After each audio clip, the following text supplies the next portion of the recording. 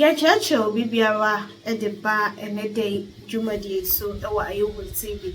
Eya mo ankasa mo somfo mo ba Marigold anamata say ye boy remedy ana ya ankasa obi ayenim eye Kwame A-plus awoye gomo central omo MP.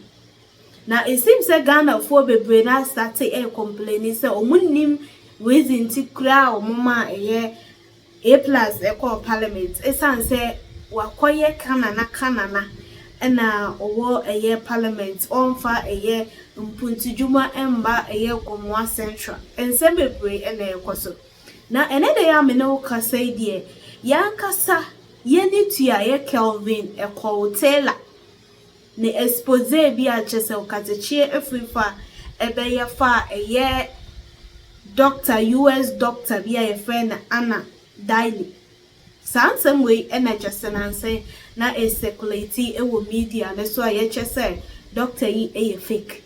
Sansem way just Kwame A-plus enso anu edemo bia eya po adom ochre eya analysis ba konso ede emunchemu aba yenko na yenko tie nsemi bi. Us like this to bring this here. So we have already submitted this to those who need to know. This is the passport number 646606892. Surname is Dali. Given names is Ansansa. Nationality is United States of America. Date of birth, which I really doubt, is 16th August 1986. That makes it how old? I really doubt it because these people are criminals. Date of issue is 13 January and date of expiration is 12 January. This is such a criminal.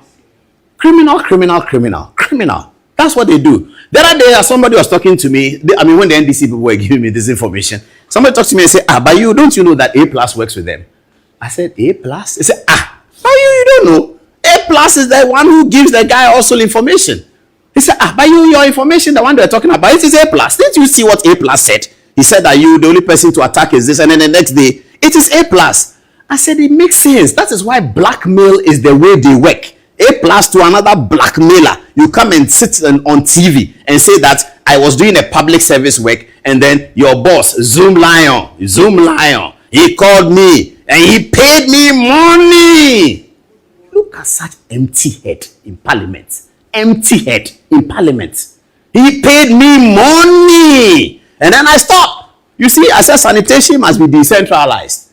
And he didn't even write that article. If you read that article, A-plus cannot write that article. He can't. So we know who wrote it. You read it, you can tell the language. We know who wrote it. I started. A-plus said a Zoom Lion decentralized. Then he paid me money. So when I heard that A-plus works with these people, I believed it because he's also another blackmailer. Parliament has started. We are going to file. See this video. You don't have it. They're going to play it very soon. It's going to come very soon. All right. Photo. Put it on TV. I'll come back to this thing. Put it on TV. A-plus. You what's the amount? 250. He said a lot. And this car that you are talking about, you say you're MPP. The money is being given to parliamentarians. So why are you not talking about the MPP parliamentarians? Okay.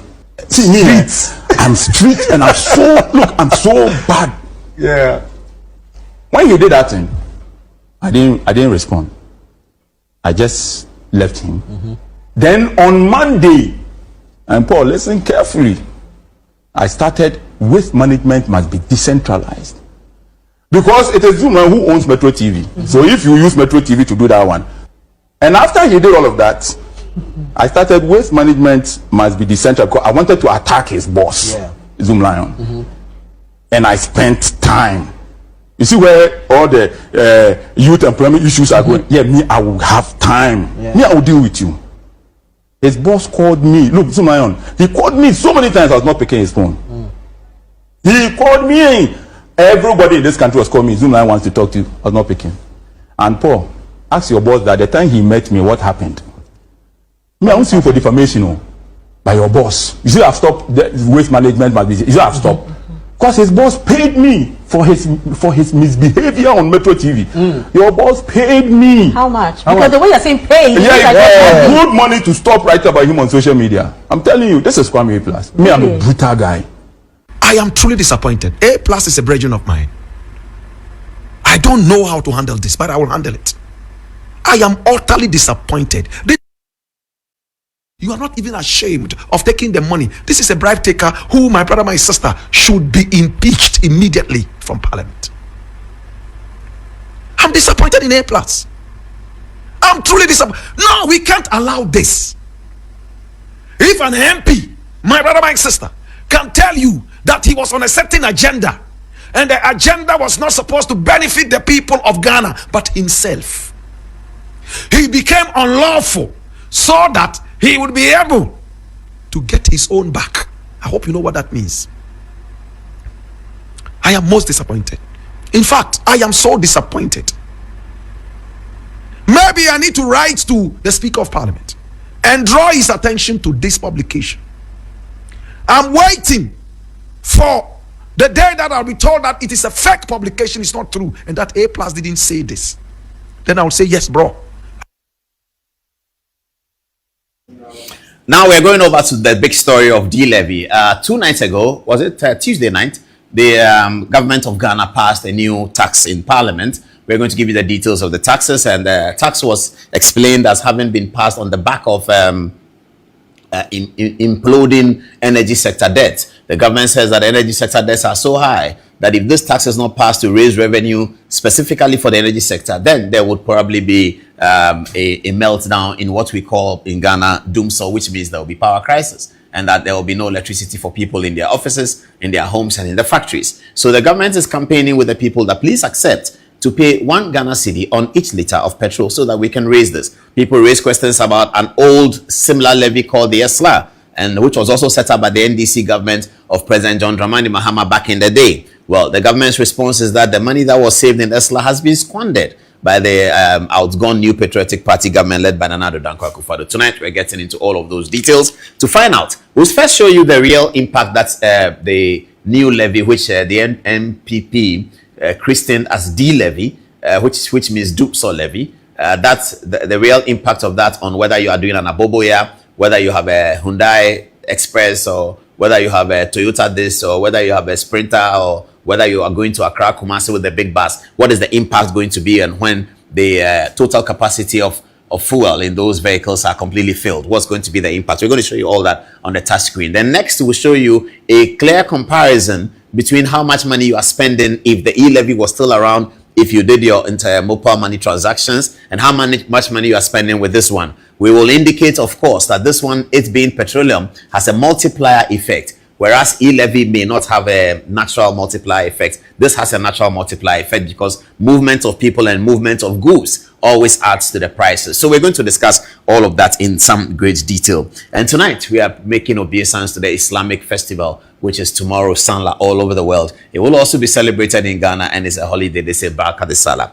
Once, before we get onto the touch screen though, let's go over to Antoinette for some text messages. Antoinette, what are people saying? Yeah, so people have already started having the conversation on the D-levies already.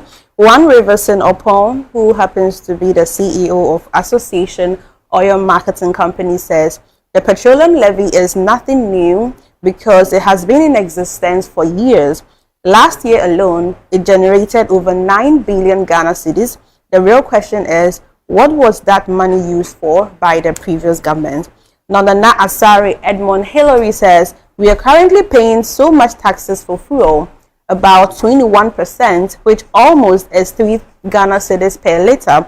The 1 Ghana cedi additional pushes the total taxes on a liter of petrol alone to about 4 Ghana cedis, which is 27 to 28%. And he says this is really outrageous. Now, Samuel Adit says, the people saying they would pay this D-levy and not knowing why citizens should pay for something that benefits institutions. He says those institutions that refuse to pay their energy bills, can't the ECG attack them head on for their money? Why should the poor citizen be made to suffer?